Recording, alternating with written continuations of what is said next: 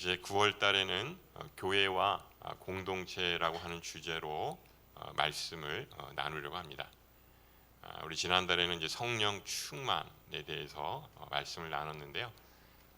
이제 9월부터는 교회와 또 뭐 공동체가 또 교회죠. 그래서 교회와 공동체에 대해서 우리가 나누려고 합니다. 오늘은 이제 첫 번째 시간, 이제 제가 말씀을 전하게 됐는데요. 이제 다음 시간에는 박철우 목사님, 또 그 다음 주에는 김영배 목사님, 그리고 마지막 주에는 또 박철우 목사님, 이렇게 해서 이제 진행이 될 것입니다. 오늘 제목은 성령으로 하나 되는 공동체라는 제목으로 말씀을 전하도록 하겠습니다. 이 사도행전 2장에 나오는 그 오순절 성령 강림 사건을 통해서 이제 본격적인 이제 성령 하나님의 역사가 시작이 됩니다. 그래서 성령 충만함을 받은 성도들이 담대함으로 열방을 향해 복음을 선포합니다. 근데 이때 또 하나 놀라운 일은 뭐냐면 이 교회가 세워졌다는 거예요. 그 전에는 교회라는 것이 이제 없었는데 이 오순절 성령 강림 사건을 통해서 성도들이 성령의 충만함을 받고 그리고 그들이 가는 곳곳마다 교회가 세워지게 되었다는 사실입니다. 이 성령 하나님이 강림하시고 또 함께 하심으로 인해서 이 복음의 그 땅끝까지 전파되고 또 이를 위한 전초기지 바로 이 교회가 세워지게 된 것이죠. 이것을 보면 이 성령님과 교회는 매우 밀접한 관계를 갖고 있다고 할 수가 있습니다. 원래 교회는 어떻게 생겨났죠? 예수님의 그 십자가의 그 보혈의 피로 값지고 사신 것이 바로 이 교회입니다. 그러니까 예수 그리스도의 십자가의 보혈로 이 교회가 세워지게 된 것이죠. 그래서 교회의 머리는 누구죠? 예수님입니다. 예수님이 바로 교회의 머리고 우리는 그 몸된 지체가 되는 것이죠. 그러니까 교회의 주인은 누구죠? 예수님입니다. 그런데 교회 주인이 때론 사람이 될 수가 있습니다. 그러면 안 되겠죠. 예수님이 교회의 주인이 되어야 합니다. 그래서 그 교회 세습을 반대하는 이유가 거기에 있습니다. 교회를 세습했다고 하는 이유는 교회 주인이 예수님이 아니고 바로 사람이라고 하는 것을 나타내는 것이죠. 그래서 우리 주변에 교회들이 보면 이렇게 교회를 세습하는 경우가 있습니다. 굉장히 이제 시끄럽기도 하고 또 어려운 일을 이제 겪게 되는데 그것은 교회의 본질에서 이제 어긋나는 것이라고 할 수가 있죠. 교회는 건물이 아니죠. 아까 우리 김은수 집사님이 찬양 인도를 하셨는데 움직이는 교회, 우리는 움직이는 교회라고 하죠. 교회가 어떻게 움직여요? 교회가 건물인데 어떻게 움직이지? 이런 사람은 이제 좀 헷갈릴 수가 있는데 바로 이 부르심을 받은 하나님의 백성들의 모임, 이게 바로 교회죠. 그래서 이 헬라어로는 에클레시아 이렇게 얘기를 합니다. 부르심을 받은 사람들의 모임. 그래서 성전이라는 단어를 이제는 안 씁니다. 근데 우리가 때로는 이게 이제 정리가 안 돼서 서빙고 성전, 양재 성전, 또 양지 성전 이렇게 하시는 분들이 있어요. 근데 그 성전은 무너졌죠. 그 지난달에 제가 그 성령 충만에 대해서 말씀을 전할 때 처음에는 모세에 의해서 성막이 이루어지게 되었고 그리고 솔로몬에 의해서 성전이 지어지게 됐죠. 많은 사람들이 1년에 3번씩 성전에 가서 제사를 지내고 또 하나님께 나아갔습니다. 근데 결국 그 성전이 무너지고 다시 그들이 바벨론 포로 생활에서 돌아왔을 때 새로운 성전, 이 스룹바벨의 성전이 지어지게 된 것이죠. 하지만 신약 시대에 와서는 어떻게 됐습니까? 바로 예수님이 성전이 되신 것이죠. 저 성전을 헐라, 내가 3일 만에 다시 세우리라. 그 성전이 바로 예수님을 말씀하시는 거고요. 또 예수님이 십자가에 달려 돌아가심으로 승천하시죠. 그리고 우리에게 보혜사 성령님을 주시죠. 우리가 한 사람 한 사람이 다 거룩한 성전이 된 것이죠. 그 이후로는 우리가 교회라고 했을 때는 움직이는 교회, 그러니까 우리 안에 거룩한 성전이 임하게 되는 것이죠. 그러니까 그 성전 개념은 예수님이 십자가에 달려 돌아가심으로 인해서 그 성막의 지성소와 그다음에 성소의 휘장이 찢어짐으로 인해서 이제 성전은 이제 없어진 것이죠. 그러니까 우리가 성경을 읽으면서 그 맥락을 잘 이해합니다. 지금도 이 교회를 성전으로 생각하시는 분들이 있어요. 그래서 이렇게 강단에 올라올 때 저처럼 신발을 신고 올라오면 혼이 납니다. 신발을 벗고 신뢰하러 신고 올라가야 됩니다. 근데 신뢰하시는 것도 사실은 좀 불경스럽지 않습니까? 원래 그 냄새 나는 양말 냄새 풍기면서 올라가는 것도 사실은 이게 덕이 안 되는 것이죠. 하여튼 이제 그 사람이 세운 그런 이제 제도에 의해서 이 성전화하는 경우가 많이 있는 것이죠. 그래서 만약 우리가 이 사실을 안다면 그 예배당을 짓는데 몇 천억씩 이렇게 드리는 것은 사실은 이제 지양을 해야 하는 것이죠. 왜냐 성전이 아니기 때문에 예배당이고 또 예배를 드리는 곳이기 때문에 굳이 그렇게 많은 돈을 들여서 지을 필요는 없다고 생각이 드는 것이죠. 제가 예전에 그 제주 드림교회에서 이 전임 이제 전도사로 사역을 한 적이 있었습니다. 그러니까 이제 신대원을 졸업하고 이제 제주도로 내려갔었는데 이제 처음에는 이 예배당이 들어갔더니 막 냄새가 나는 거예요. 이 무슨 꾸리꾸리한 냄새가 뭐지? 그랬더니 예전에 이제 그게 그 생선을 말리는, 제주도는 이제 생선들이 많으니까 생선을 말리는 그런 덕장으로 썼던 것입니다. 근데 그거를 이제 리모델링을 해서 그래서 이제 예배당을 만든 거예요. 제가 이제 겨울에 갔었는데 또 얼마나 추운지 몰라요. 그 모슬포, 이 모슬포가 왜 모슬포인지 아시죠? 못살포구. 바람이 너무 불기 때문에 도저히 살 수가 없대서 모슬포 이렇게 된 것입니다. 그 바람이 이제 그 언덕바지에서 이제 부는 거예요. 그러니까 춥고 또 꼬리꼬리한 냄새가 나고 이제 그런 곳에서 이제 예배를 드렸습니다. 근데 그 제주 드림교회가 그 이후에 바로 그 옆에다가 이제 예배당을 짓고 지금은 이제 선교 센터를 이제 지어서 아주 이제 그 지역의 명물이 됐죠. 근데 돌이켜 보면 이 아주 보잘것없는 그런 예배당이었지만 참 굉장히 따뜻했고 또 그곳에서 예배드릴 때 얼마나 이렇게 기억에 오래 남는지 모릅니다. 물론 뭐 지금도 좋죠. 그래서 이제 성전이 아니라 바로 예배당이다라고 하는 개념을 우리가 잘 알아야 하는 것이죠. 이 매스컴에서 나오는 소리에 보면 지금 이제 예루살렘에 이 성전을 다시 짓겠다고 하는 사람들이 모인 그런 모임이 있다고 합니다. 그러니까 사실 예루살렘에 예전에 성전이 있었잖아요. 지금 뭐 그 성지순례 가면 그 통곡의 벽이라고 있습니다. 그 근처에 예전에 성전이 있었는데 그게 무너졌다. 그래서 우리가 성전을 다시 재건하자. 이런 사람들이 있습니다. 근데 사실은 그거는 안 맞는 말이죠. 왜냐하면 성전은 이미 예수님이 이 땅에 오심으로 인해서 무너졌고 또 의미가 없어졌죠. 그렇기 때문에 다시 성전을 짓는다고 하는 것은 사실 맞지 않는 이야기입니다.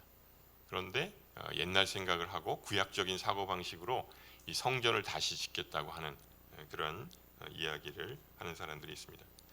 또 교회는 이렇게 보이는 그런 건물, 교회도 있지만 보이지 않는 그런 성전이 있는 것이죠. 예전에 제가 그 온두라스에 이제 한 1년 정도 인턴 선교사로 나간 적이 있었는데 이 시니어 선교사님은 주로 하는 일이 뭐냐면 교회를 짓는 일이에요. 그러니까 한 5천 불 정도 이렇게 자재값을 대주면 교회가 하나씩 지어집니다. 그러니까 뭐 더운 지방이니까 뭐 냉난방 시설 같은 건 필요가 없고 이제 기본 이제 그 블록으로 해서 교회를 지으면 되는 것이죠. 그러니까 한 5천 불 정도만 드리면 이 교회가 하나씩 세워지는 거예요. 그래가지고요 거의 한 30년 사역을 하셨나요? 근데 교회가 거의 한 50개 정도 진 거예요. 돌아다니시면서 그렇게 교회를 짓는 것입니다. 그러니까 그것이 교회라고 생각하시는 분들은 계속 그런 사역들을 하시죠. 그렇지만 또 이렇게 사람을 세우는 그런 움직이는 교회, 그 사람을 세우는 그런 사역을 하시는 분들이 있습니다. 물론 사람들이 모여야 하니까 뭐 예배당이 필요하고 또 교회가 필요하다고 할 수가 있습니다. 그렇지만 그것이 성전의 개념은 아닌 것이죠. 그냥 우리가 예배드리기 위한 장소이지 그것을 예전처럼 거룩한 지성소로 생각해서는 안 된다고 하는 것이죠. 우리 지금 이 박모세홀도 하나의 교회라고 할 수가 있고 또 예배를 드리는 예배당이라고 할 수가 있는 것이죠. 그래서 우리가 그 개념을 다시 세워야 할 줄로 믿습니다. 또 교회를 공동체라고 얘기하죠. 그 공동체라고 하는 게 뭐죠? 한번 그 한자로 우리가 양지 교회, 양지 온누리 교회, 그럼 뭐죠? 교회 한자로 이렇게 쓰죠. 가르치는 모임, 가르치는 곳이다 이렇게 되죠. 뭐 배우고 가르치고 이렇게 하는 것이죠. 근데 원래의 그 교회의 의미는 이 사길 교자를 쓰는 것입니다. 그러니까 초기에 기독교가 이제 한국에 들어왔을 때 보통 이제 중국을 통해서 들어왔기 때문에 이 가르칠 교자를 써서 이 성경을 배우는 곳이다. 또 말씀을 가르치는 곳이다. 이런 개념이 강했습니다. 교회에만 오면 열심히 뭘 배우려고 하세요. OBC, 뭐 가스펠 프로젝트 열심히 하시려고 해요. 그렇지만 원래의 교회의 의미는 이 교제하는 곳입니다. 코이노니아라고 하는 것이죠. 그래서 우리가 서로 사귐이 있고 하는 곳이 이 교회라고 하는 것이죠. 물론 그런 여러 가지 기능들이 다 있습니다. 가르치는 기능도 있고 또 교제하는 그런 기능도 있다고 할 수가 있습니다. 이 교회는 매우 신비한 곳이죠. 하나님이 이 땅에 이 천국의 모형으로 두 가지를 주셨습니다. 하나는 가정이고요, 하나는 교회입니다. 그래서 교회도 천국의 모형이라고 할 수가 있죠. 근데 교회를 하나님 나라로 또 생각하시는 분도 있어요. 하나님 나라는 아닙니다. 그러니까 어떤 분들은 교회가 이 하나님 나라, 천국이라고 오해하시는 분들이 있습니다. 그러면서 하시는 얘기가 교회가 왜 이래? 아니 교회에서 어떻게 이러한 일들이 일어날 수가 있어? 이러면서 역정을 내시는 분들이 있습니다. 이 교회는 이 천국이 아니고요, 병원과 같은 것입니다. 많은 병자들이 모이는 곳이 바로 교회입니다. 우리는 교회를 통해서 이 하나님의 나라의 하나님의 백성으로 훈련받는 것이죠. 이곳은 우리가 궁극적으로는 하나님 나라를 지향해야 하지만 이곳 자체가 하나님 나라는 아닌 것이죠. 아직은 우리가 영원한 하나님 나라에 가기 전에 훈련을 받아야 하는 그런 곳이라고 할 수가 있는 것이죠. 그래서 예수님이 다시 재림하실 때 그때 영원한 하나님 나라가 임하게 될 것입니다. 그래서 우리가 9월 한 달 동안 이 교회 또 공동체에 대한 주제를 가지고 나누어 보도록 하겠습니다. 이 오늘 본문에 보면 이 초대교회의 모습이 나오죠. 그래서 그것을 통해서 진정한 교회의 이 본질은 무엇인가 우리가 한번 알아보도록 하겠습니다. 예수님께서 우리의 죄를 대신 지시고 십자가에 달려 돌아가셨습니다. 그리고 3일 만에 다시 부활하셨죠. 그 부활하신 그 예수님이 40일 동안 이 땅에 머무시면서 사도들과 또 500여 형제들에게 몸을 보여주셨다 이렇게 말씀을 합니다. 그리고 승천하시면서 보혜사 성령님을 우리에게 보내주셨습니다. 그래서 마가의 다락방에 120명의 제자들이 모여서 간절히 기도하죠. 그 가운데 성령님이 오심으로 인해서 제자들은 힘을 얻고 또 담대하게 복음을 증거하기 시작했습니다. 그동안 두려워 떨면서 숨어지던 그런 제자들이 이 성령님이 임하심으로 인해서 아주 담대하게 또 거침없이 복음을 전하기 시작했습니다. 이 복음을 전할 때 사람들로부터 박해와 핍박을 받기 시작합니다. 예전 같았으면 이런 고난과 핍박이 왔을 때 두려워 떨면서 도망갔던 제자들이었습니다. 그렇지만 이제는 달라졌죠. 순교를 각오하고 거침없이 담대하게 복음을 전하게 됩니다. 이 어느 날 이제 성전에 이제 기도하러 올라가던 베드로와 요한이 이 성전 문 앞에서 구걸하던 안진뱅이를 주목해서 이렇게 말합니다. 은과 금은 내게 없거니와 내게 있는 것을 당신에게 주겠소. 나사렛 예수 그리스도의 이름으로 일어나 걸으시오. 그랬더니 그 베드로의 그 선포에 따라서 안진뱅이가 벌떡 일어나면서 뛰어다녔습니다. 그는 하나님을 찬미하죠. 그리고 그들과 함께 성전에 들어갔습니다.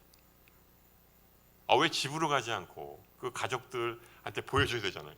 근데 집으로 가지 않고 성전으로 왜 들어갔을까요? 왜 들어갔을까요? 그는 이제서야 참 안식을 얻게 된 것이죠. 이제 하나님께 예배 드릴 수 있는 은혜를 얻게 된 것입니다.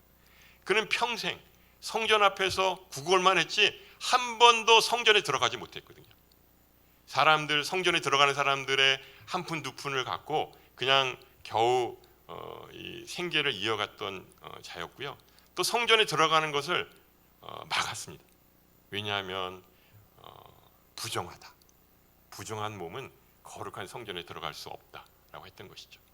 근데 이제는 그의 몸이 완전히 온전해졌고, 그렇게 하면서 그가 마음껏 하나님 성전 안에 들어가서 하나님께 예배드리고 찬양드릴 수 있게 된 것이죠.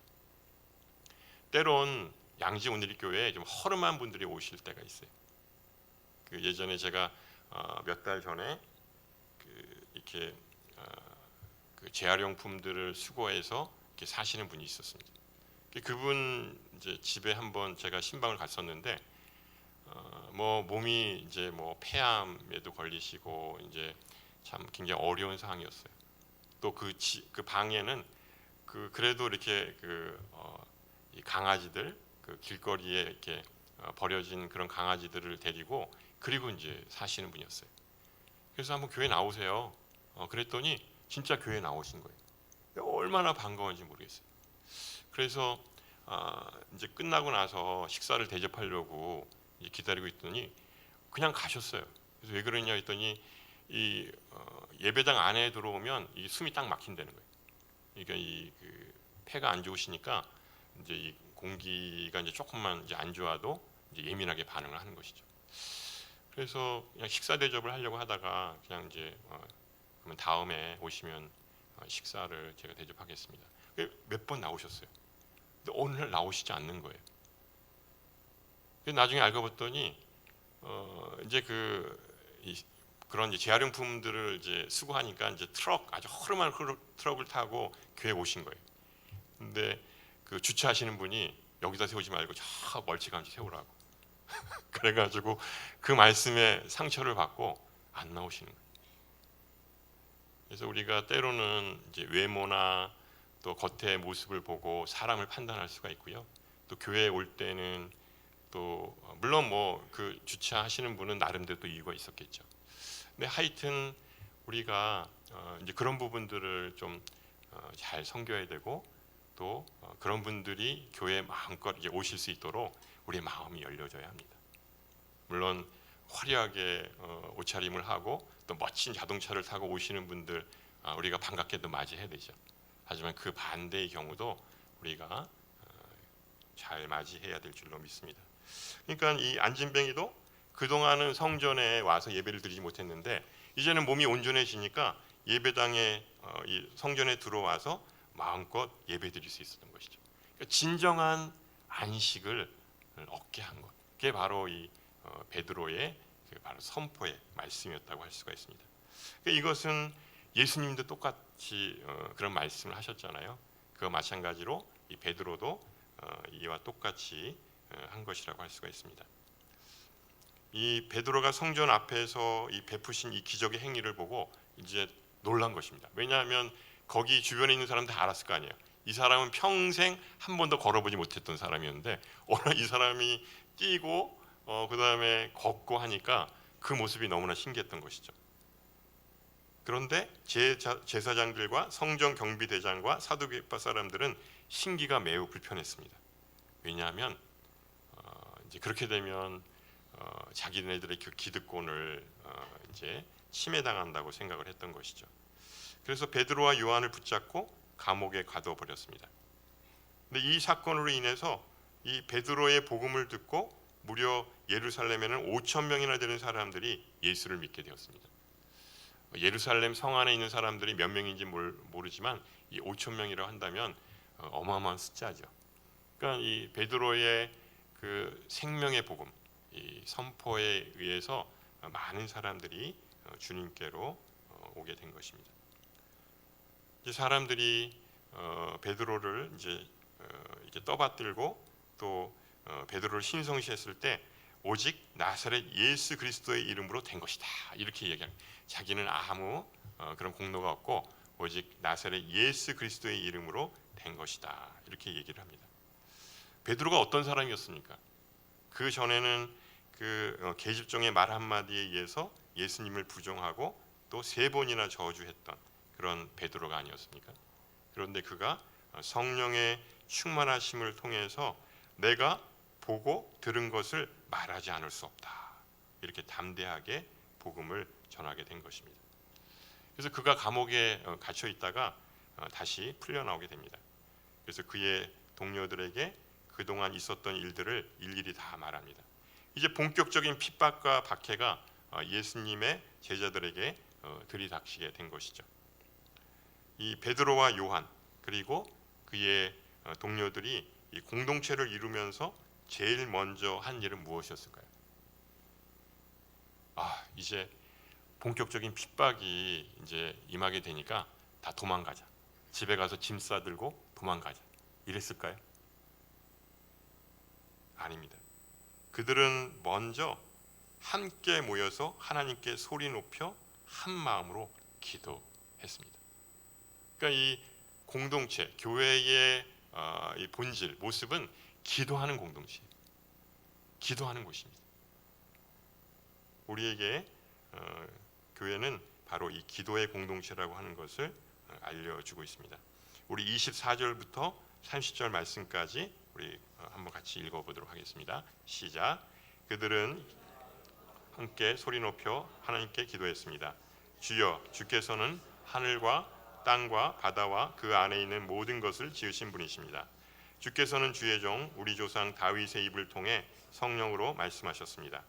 어째서 민족들이 분노하며 사람들이 헛된 음모를 꾸미는가? 세상의 왕들이 일어나고 통치자들이 함께 모여 주와 그분의 그리스도를 대항하고 있구나.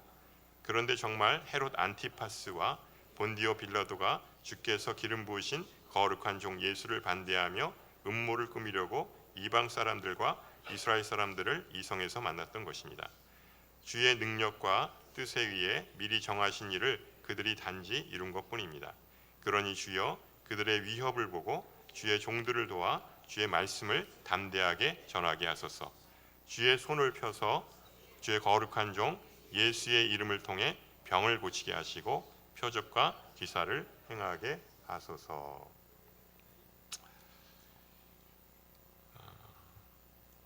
그들이 시편 2편의 말씀을 가지고 기도합니다. 기도는 이 하나님의 말씀을 기준으로 기도해야 합니다. 왜냐하면요, 다른 종교들도 다 기도하거든요. 그 이슬람 아시죠? 라마단 기간이라고 그래서 그 밥을 굶어가면서 금식으로 그들이 기도합니다. 불교의 이 108배 있는 거 아시죠? 어디나 다 이렇게 간절히 기도하는 게 있습니다. 그러면 기독교에서 말하는 기도는 뭐가 틀릴까요? 그것은 바로 이 하나님의 말씀을 기준으로 기도해야 하는 것이죠. 근데 이 기도의 만능주의자들은 무조건 자기 고집대로 자기 뜻대로만 이루어 달라고 기도합니다. 그래서 자기가 이 소원만 아뢰면 하나님이 다 들어주신다고 이렇게 착각을 합니다. 물론 그럴 때가 있지요. 하나님이 잘 들어주실 때가 있습니다. 처음 기독교에 입문할 때 이상하게 잘 기도 들어주세요. 근데 이게 연륜이 쌓이면 그때서부터는 아무리 기도해도 이게 기도가 잘 응답이 안 되는 경우도 있습니다. 하나님의 뜻을 따라서 우리가 기도해야 하는 것이죠. 우리가 기도하는 것은 내 욕심, 내 소원을 들어달라고 하는 것이 아니라 기도를 통해서 내 소원이 있지만 하나님의 뜻을 먼저 우리가 깨닫게 되는 것이죠. 그래서 우리가 하나님의 뜻을 제대로 잘 알아야 참다운 기도가 이루어지는 것입니다. 그래서 우리는 기도할 때 하나님의 말씀을 기준으로 해야 하는 것입니다. 제가 어떤 분한테 상담을 받았는데 굉장히 오랫동안 교회 나오신 분이에요. 근데 이러는 거예요. 기도는 하나님께 하는 거예요? 예수님께 하는 거예요? 이런 얘기하는 거예요. 그래서 예수님께 기도하신다고 생각하시는 분들이 있구나. 물론 예수님께 기도할 수 있죠. 그렇지만 우리의 기도는 누구한테 하는 거죠? 그 대상이 하나님이죠. 하나님께 기도하는 것입니다. 그리고 우리가 기도 끝날 때는 누구의 이름으로 마치죠? 예수님의 이름으로 기도합니다. 이게 기본 포맷이에요.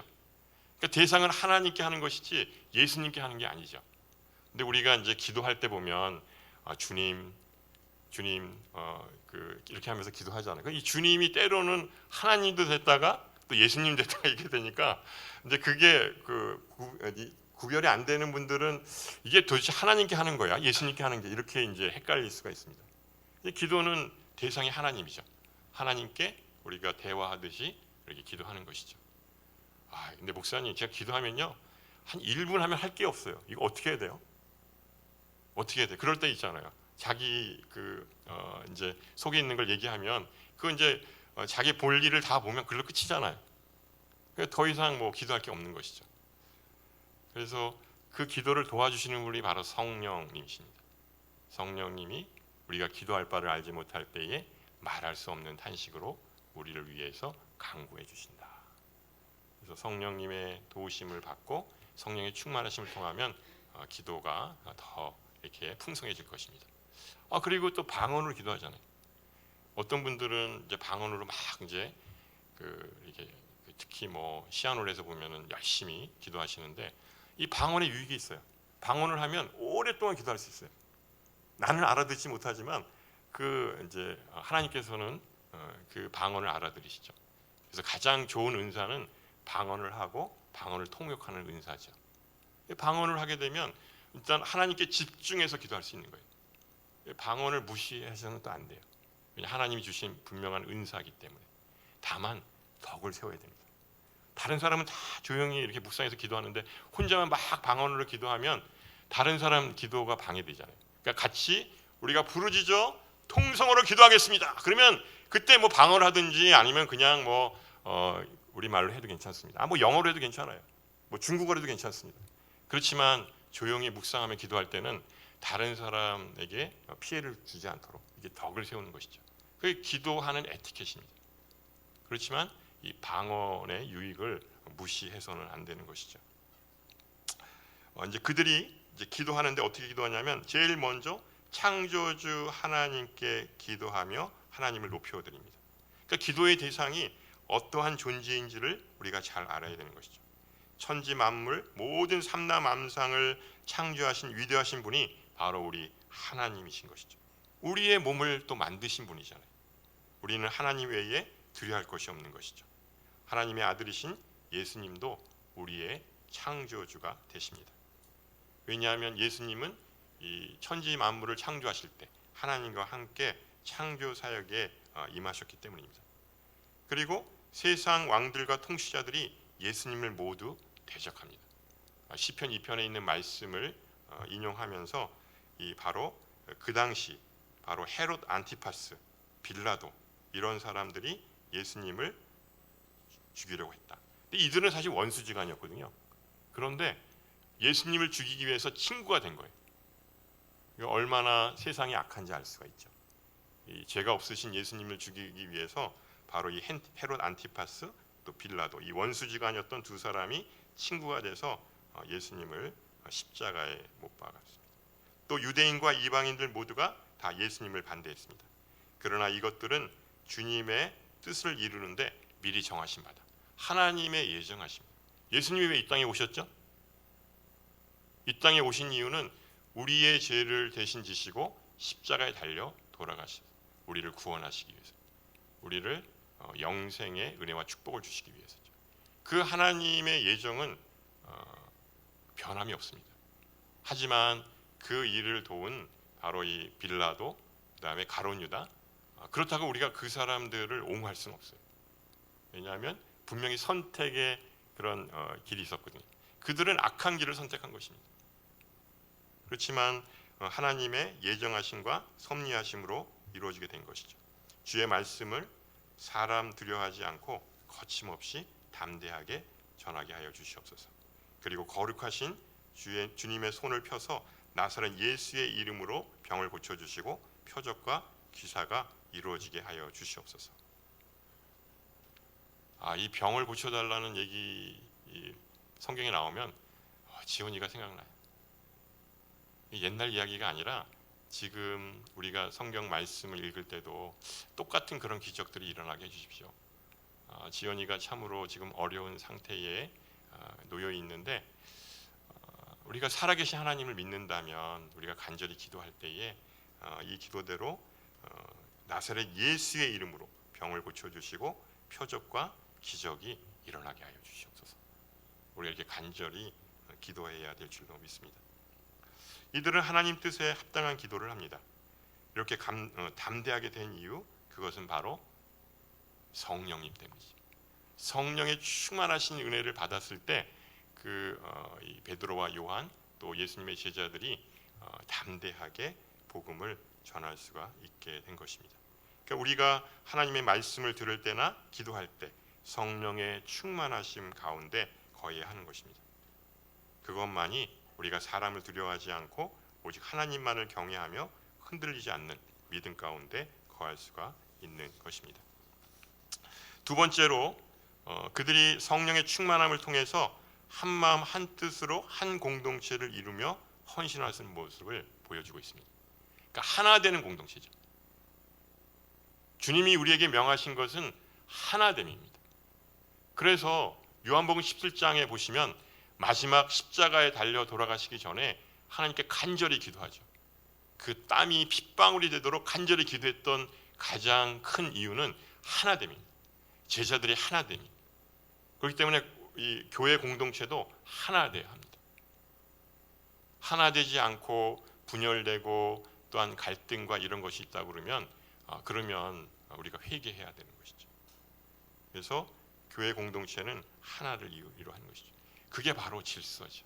그리고 그것을 하기 위해서는 순종해야 됩니다.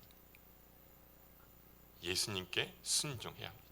하나님 말씀에 우리가 순종하며 따르는 것이죠. 하나님 말씀이 기준이 된다면 왜 분열이 되고 갈등이 되겠습니까? 사람의 생각과 사람의 뜻이 들어가니까 분열되고 갈등이 일어나고 교회가 쪼개지게 되는 것이죠. 그렇기 때문에 하나가 되는 공동체, 그것이 바로 교회 공동체라고 할 수 있습니다. 이 성령 충만함을 이루는 공동체는 자기중심적이고 이기적인 마음의 변화를 가져오게 됩니다. 우리는 영원한 하나님 나라를 소망하는 자들이죠. 우리 이 땅에서 영원히 살 것 같죠?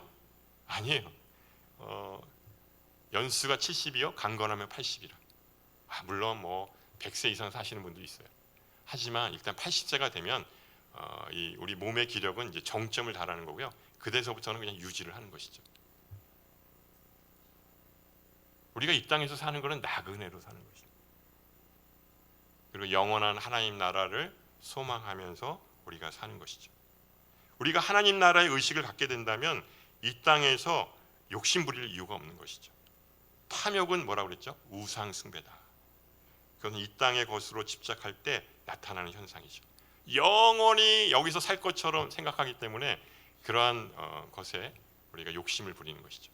그렇지만 우리가 잠시 왔다 사라지는, 그래서 예전에 그 유명한 노래가 있었죠. 복음성가 있나요? 하숙생, 최희준의 하숙생. 제가 이 노래 굉장히 잘 불렀거든요. 제가 직장에서도요, 노래 부르면 이 하숙생 불러가지고 막 박수 받고 그랬습니다. 우리 하숙생이죠. 이 땅의 나그네로 사는 존재입니다. 잠시 왔다가 잠시 가는 존재들이죠. 우리가 집착해야 될 것은 영원한 하나님 나라죠. 영원한 하나님 나라를 위해서 우리가 본향을 향해 나가는 것이죠. 우리 지난주에 사르바 프로젝트 이제 시작을 하게 됐는데 우리 보통 이제 순이나 또 개인적으로 이 한 포대가 65,000원 정도 돼요. 20kg짜리. 작년에도 꽤 많은 분들한테 저희가 이제 그 쌀을 이제 한 포대씩 나눠드렸는데 이제 그게 좀 남아서 그 양지 면사무소에다가 저희가 기탁을 했습니다. 그 양지 면사무소에도 좀 불우한 이웃들이 많이 있잖아요. 그래서 그분들한테 도움을 줬는데 너무 좋아하는 거예요. 요새 쌀 없는 사람 있어? 굶는 사람 있어? 아니에요.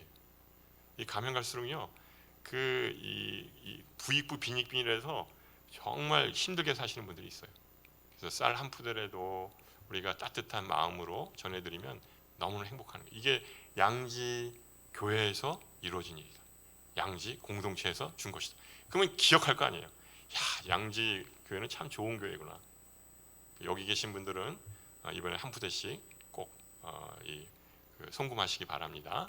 그래서 이번에 풍성한 추석을 맞이할 수 있도록 나만 배불리 먹는 게 아니라 나만 살찌는 게 아니라 우리 주변에 있는 이웃들과 더불어 그렇게 좋은 일들을 하셨으면 좋겠습니다. 우리 32절에서 35절 말씀 같이 한번 읽어보겠습니다. 시작. 믿는 사람들은 모두 한마음 한뜻이 됐습니다.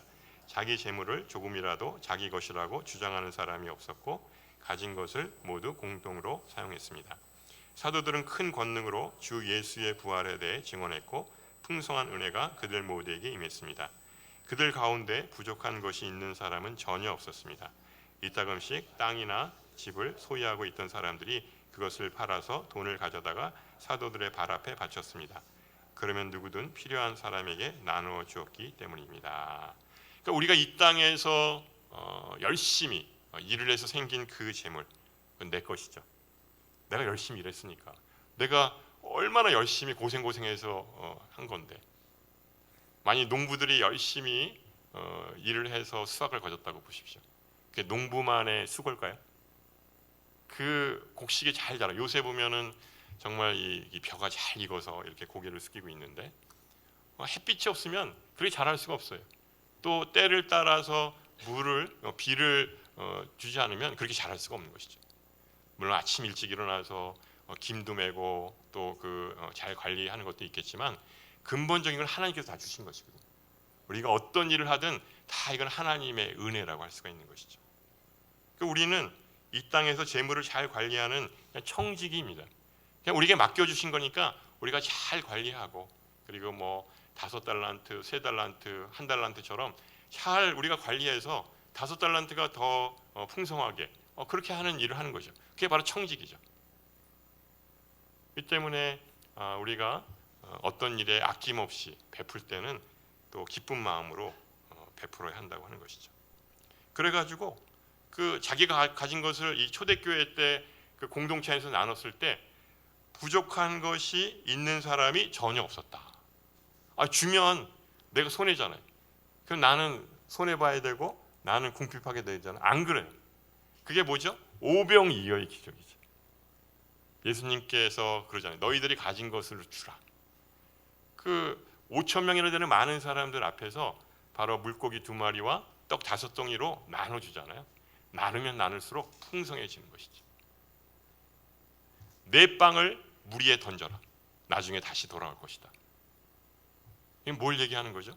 내가 아낌없이 꼭 티내지 않고 오른손이 한 일을 왼손이 모르게 도와줬을 때 나중에 자기에게 다시 돌아온다. 이게 하나님의 그런 원리죠. 하나님이 우리에게 이 땅에서 어떻게 살라고 하는 원리를 주신 거예요. 그래서 우리가 베풀고 나누면 나눌수록 더 풍성하게 그렇게 누리게 되는 것입니다. 물론 그건 뭐 성경에나 나오는 말이지 실제 살아봐 그렇게 되겠어? 물론 우리가 자본주의 체제에 살고 있기 때문에 이제 그 말이 와닿지 않을 수가 있습니다. 하지만 우리가 성령의 충만하신 가운데 살게 되면 이게 가능한 거예요. 그리고 공동체에서 한번 실험해 보세요. 이게 되나 안 되나?